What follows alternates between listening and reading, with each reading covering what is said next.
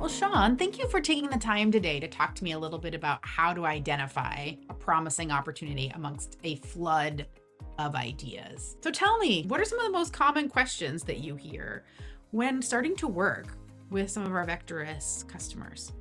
Interestingly enough, a lot of our customers come to us without a real clarity on where to start. They know they want to productize, they have a lot of different ideas, but they don't know which ones are the most promising. So we hear things like, how do I filter through all the promising stuff from really bad ideas that should be killed quickly?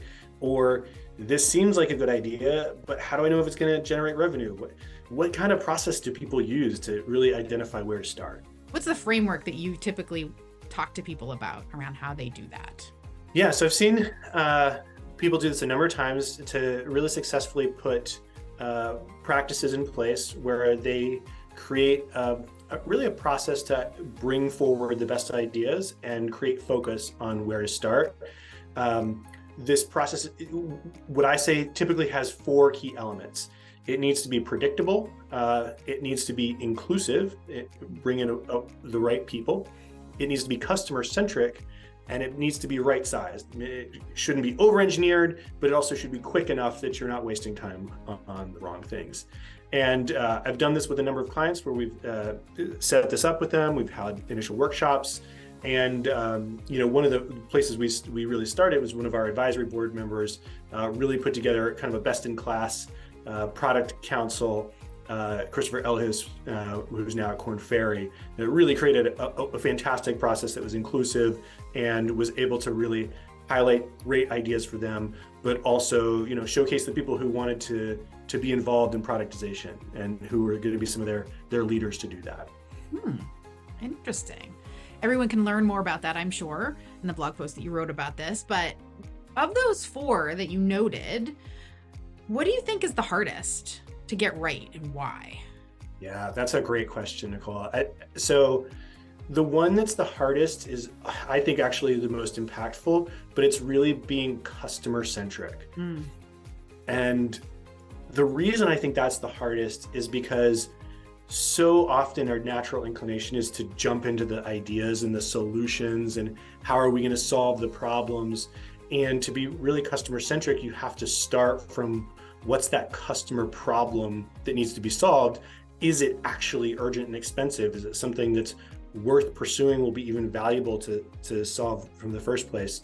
So the reason that's the most impactful is because then you're really starting in a place from let's validate the problem first and let our teams come up with the best solution to solve that customer problem.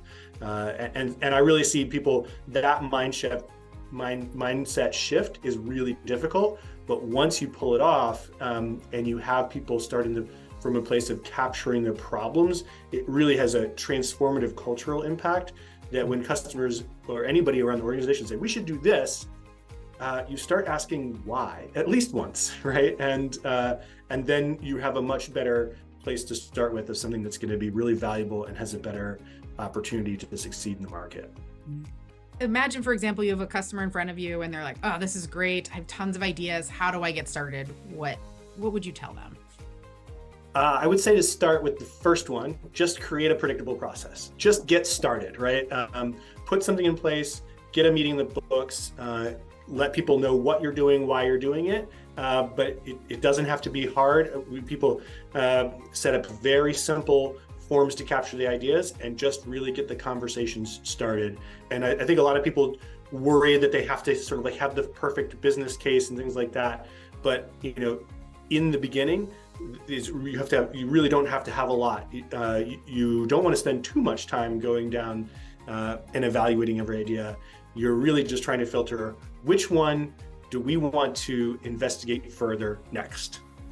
That's great advice. That's great advice. And I'm sure if anyone's interested in kind of learning more about our process to help organizations make decisions like this, they certainly can.